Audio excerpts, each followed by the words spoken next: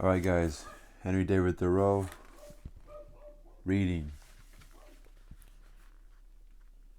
With a little more deliberation in the choice of their pursuits, all men would perhaps become essentially students and observers, for certainly their nature and destiny are interesting to all alike. In accumulating property for ourselves or our posterity, in founding a family or estate or acquiring fame even, we are mortal. But in dealing with truth, we are immortal, and need fear no change nor accident. The oldest Egyptian or Hindu philosopher raised a corner of the veil from the statue of the divinity, and still the trembling robe remains raised, and I gaze upon as fresh a glory as he did, since it was I in him that was then so bold, and it is he in me that now reviews the vision. No dust has settled on that robe, no time has elapsed since that divinity was revealed. That time which we really improve or which is improvable is neither past, present, nor future. My residence was more favorable, not only to thought but to serious reading, than a university, and though I was beyond the range of the ordinary circulating library, I had more than ever come within the influence of those books which circulate round the world, whose sentences were first written on bark, and are now merely copied from time to time onto linen paper. Says the poet Mir Kamar Uddin Mast, being seated to run through the region of the spiritual world, I have had this advantage in books. To be intoxicated by a single glass of wine, I have experienced this pleasure when I have drunk the liquor of the esoteric doctrines. I kept Homer's Iliad on my table through the summer, though I looked at his page only now and then. Incessant labor with my hands at first, for I had my house to finish and my beans to hoe at the same time, made more study impossible. Yet I sustained myself by the prospect of such reading in future. I read one or two shallow books of travel in the intervals of my work till that employment made me ashamed of myself, and I asked where it was then that I lived. The student may read Homer or Aeschylus in Greek without danger of dissipation or luxuriousness, for it implies that he in some measure emulate their heroes and consecrate morning hours to their pages. The heroic books, even if printed in the character of our mother tongue, will always be in a language dead to degenerate times, and we must laboriously seek the meaning of each word and line, conjecturing a larger sense that common use permits out of what wisdom and valor and generosity we have. The modern cheap and fertile press, with all its translations, has done little to bring us nearer to the heroic writers of antiquity. They seem as solitary, and the letter in which they are printed as rare and curious as ever. It is worth the expense of youthful days and costly hours if you learn only some words of an ancient language which are raised out of the trivialness of the street to be perpetual suggestions and provocations. It is not in vain that the farmer remembers and repeats the few Latin words which he has heard. Men sometimes speak as if the study of the classics would at length make way for more modern and practical studies, but the adventurous student will always study classics in whatever language they may be written and however ancient they may be. For what are the classics but the noblest recorded thoughts of man? They are the only oracles which are not decayed, and there are such answers to the most modern inquiry in them as Delphi and Dodona never gave. We might as well omit to study nature because she is old. To read well, that is, to read true books in a true spirit, is a noble exercise, and one that will task the reader more than any exercise which the customs of the day esteem. It requires a training such as the athletes underwent, the steady intention almost of the whole life to his object. Books must be read as deliberately and reservedly as they were written. It is not enough even to be able to speak the language of that nation by which they are written, for there is a memorable interval between the spoken and the written language, the language heard and the language read.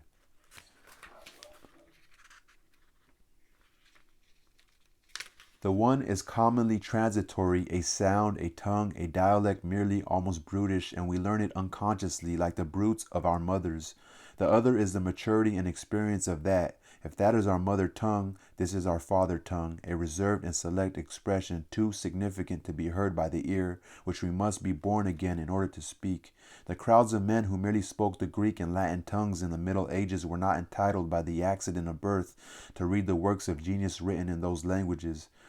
For these were not written in that Greek or Latin which they knew, but in the select language of literature.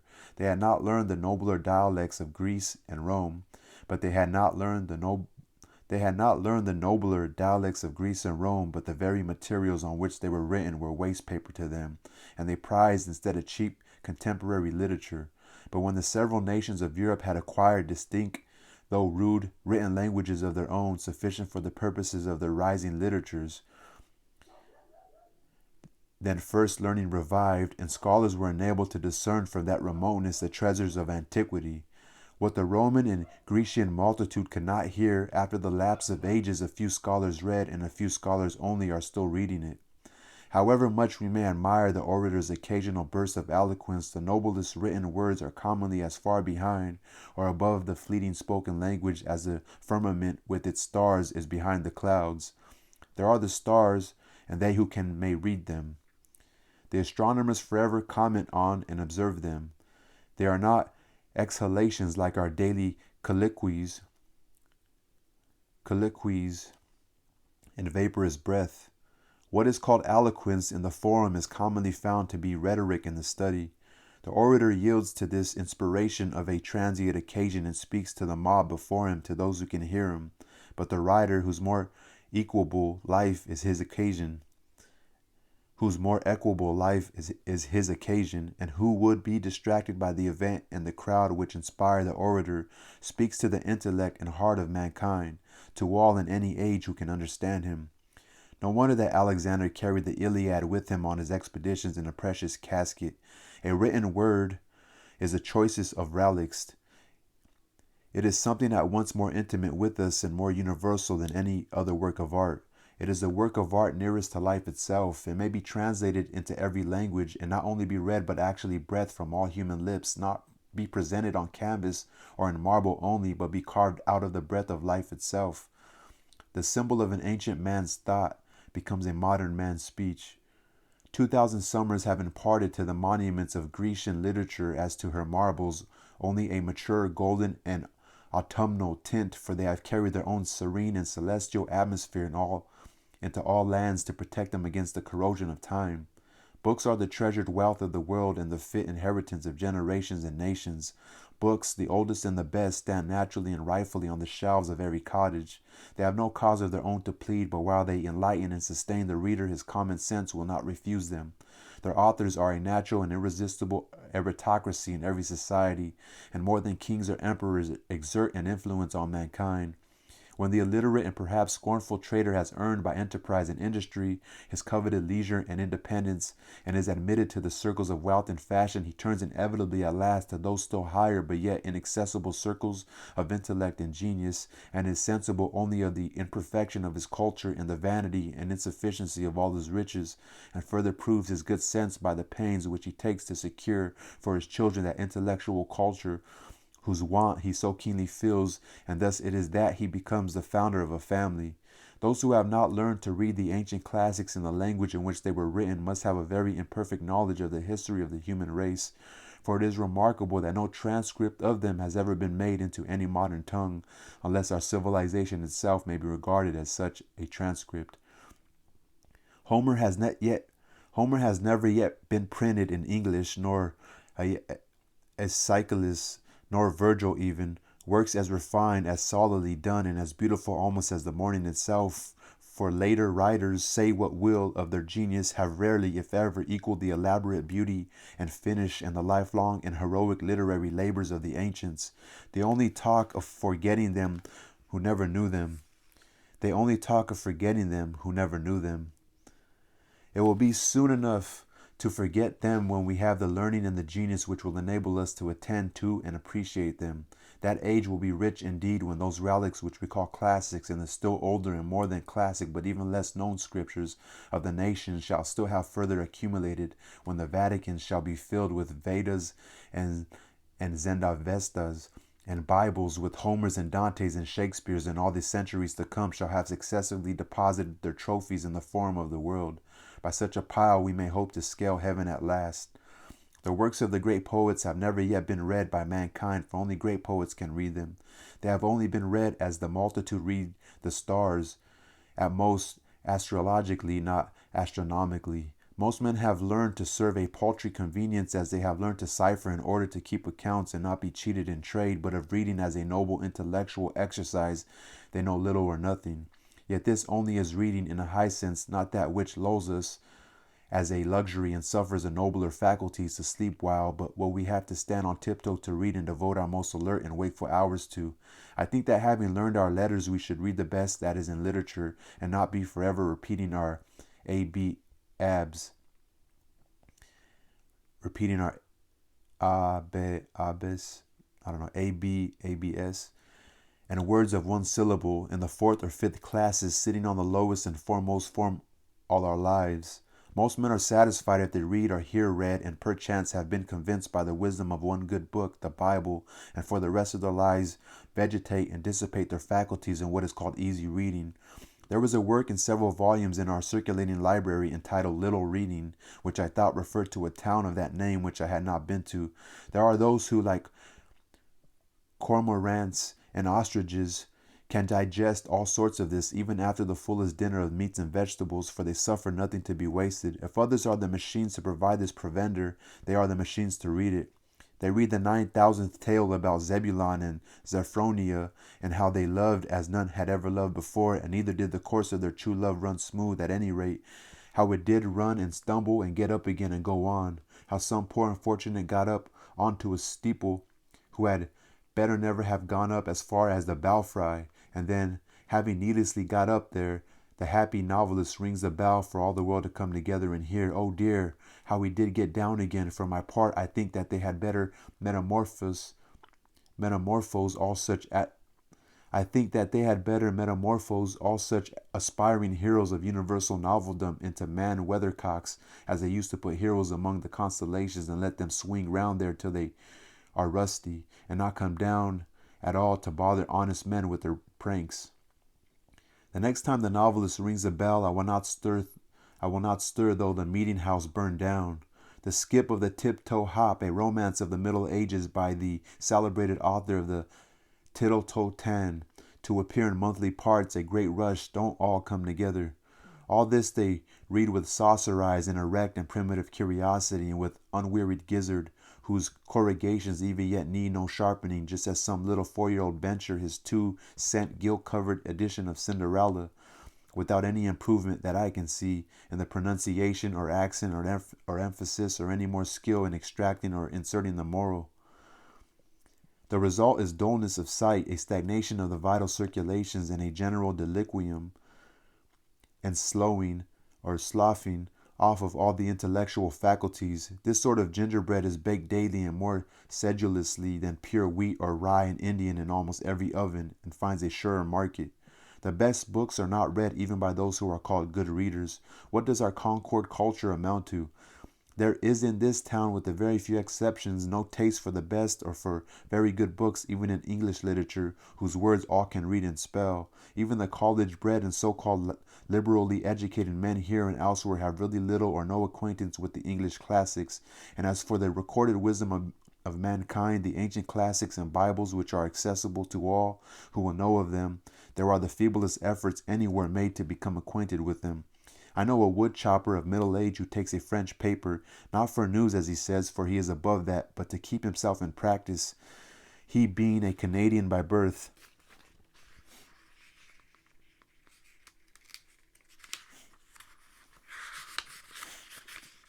I think Henry David Thoreau was talking shit about those easy read books, right? He being a Canadian by birth. And when I ask him what he considers the best thing he can do in this world, he says, beside this, to keep up and add to his English. This is about as much as the college-bred generally do or aspire to do, and they take an English paper for the purpose. One who has just come from reading perhaps one of the best English books will find how many with whom he can converse about it. Or suppose he comes from reading a Greek or Latin classic in the original, whose praises are familiar even to those so-called illiterate, he will find nobody at all to speak to, but must keep silence about it. Indeed, there is hardly the professor or in our colleges who, if he has mastered the difficulties of the language, has proportionally mastered the difficulties of the wit and poetry of a Greek poet, and has any sympathy to impart to the alert and heroic reader. And as for the sacred scriptures or Bibles of mankind, who in this town can tell me even their titles? Most men do not know that any nation but the Hebrews have had a scripture. Any man, will go considerably out of his way to pick up a silver dollar, but here are golden words, which the wisest men of antiquity have uttered, and whose worth the wise of every succeeding age has assured us of. And yet we learn to read only as far as easy reading, the primers and class books, and when we leave school, the little reading and story books, which are for boys and beginners, and our reading, our conversation, and thinking are all on a very low level, worthy only of pygmies and mannequins. I aspire to be acquainted with wiser men than this our Concord soil has produced, whose names are hardly known here. Or shall I hear the name of Plato and never read his book, as if Plato were my townsman and I never saw him, my next neighbor, and I never heard him speak or attended to the wisdom of his words? But how actually is it? His dialogues, which contain what was immortal in him, lie on the next shelf, and yet I never read them. We are underbred and low-lived and illiterate, and in this respect I confess I do not make any very broad distinction between the illiterateness of my townsman who cannot read at all, and the illiterateness of him who has learned to read only what is for children and feeble intellects. We should be as good as the worthies of antiquity, but partly by first knowing how good they were. We are a race of tip men, and soar but little higher in our intellectual flights than the columns of the daily paper. It is not all books that are as dull as their readers. There are probably words addressed to our condition exactly, which if we could really hear and understand would be more salutary than the morning or the spring to our lives, and possibly put a new aspect on the face of things for us. How many a man has dated a new era in his life from the reading of a book? The book exists for us perchance, which will explain our miracles and reveal new ones. The at present unutterable things we may find somewhere uttered. These same questions that disturb and puzzle and confound us have in their turn occurred to all the wise men. Not one has been omitted, and each has answered them, according to his ability, by his words and his life. Moreover, with wisdom we shall learn liberality. The solitary hired man on a farm in the outskirts of Concord, who has had his second birth and peculiar religious experience, and is driven, as he believes, into silent gravity and exclusiveness by his faith, may think it is not true. But Zoroaster, thousands of years ago, traveled the same road and had the same experience, but he, being wise, knew it to be universal and treated his neighbors accordingly, and is even said to have invented and established worship among men. Let him humbly commune with Zoroaster then, and through the liberalizing influence of all the worthies, with Jesus Christ himself, and let our church go by the board. We boast that we belong to the 19th century and are making the most rapid strides of any nation, but consider how little this village does for its own culture. I do not wish to flatter my townsmen, nor to be flattered by them, for that will not advance either of us. We need to be provoked, goaded like oxen as we are into a trot. We have a comparatively decent system of common schools for infants only, but excepting the half-starved lyceum into the winter, and latterly the puny beginning of a library suggested by the state, no school for ourselves. We spend more on almost any article of bodily aliment or ailment than on our mental aliment. It is time that we had uncommon schools, that we did not leave off our education when we begin to be men and women. It is time that villages were universities, and their elder inhabitants the fellows of universities with leisure, if they are indeed so well off, to pursue liberal studies the rest of their lives. Shall the world be confined to one Paris or one Oxford forever? Cannot students be boarded here and get a liberal education under the skies of Concord? Can we not hire some Abelard to lecture to us? Alas, what with foddering the cattle and tending the store, we are kept from school too long, and our education is sadly neglected. In this country, the village should in some respects take the place of the nobleman of Europe. It should be the patron of the fine arts. It is rich enough, it wants only the magnanimity and refinement. It can spend money enough on such things as farmers and traders value, but it is thought utopian to propose spending money for things which more intelligent men know to be of far more worth. This town has spent $17,000 on a townhouse. Thank fortune or politics, but probably it will not spend so much on living wit, the true meat to put into that shell into 100 years, or in 100 years. The $125 annually subscribed for a lyceum in the winter is better spent than any other equal sum raised in the town. If we live in the 19th century, why should we not enjoy the advantages which the 19th century offers? Why should our life be in any respect provincial?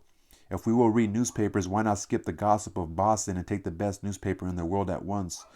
Not be sucking the pap of neutral family papers or browsing olive branches here in New England. Let the reports of all the learned societies come to us, and we will see if they know anything. Why should we leave it to the Harper and Brothers and Redding and Co. to select our reading, as a nobleman of cultivated taste surrounds himself with whatever conduces to his culture, genius, learning, wit, books, paintings, statuary, music, philosophical instruments, and the like? So let the village do, not stop short at a pedagogue, not stop short at a pedagogue, a parson, a sexton, a parish library, and 3 select men, because our pilgrim forefathers got through a cold winter once on a bleak rock with these. To act collectively is according to the spirit of our institutions, and I am confident that, as our circumstances are more flourishing, our means are greater than the noblemen's. New England can hire all the wise men in the world to come and teach her, and board them round the while, and not be provincial at all. That is the uncommon school we want. Instead of noblemen, let us have noble villages of men. If it is necessary, omit one bridge over the river, go round a little there, and throw one arch at least over the darker gulf of ignorance which surrounds us. I like that chapter. Really enjoyed that one. Reading. Henry David Thoreau.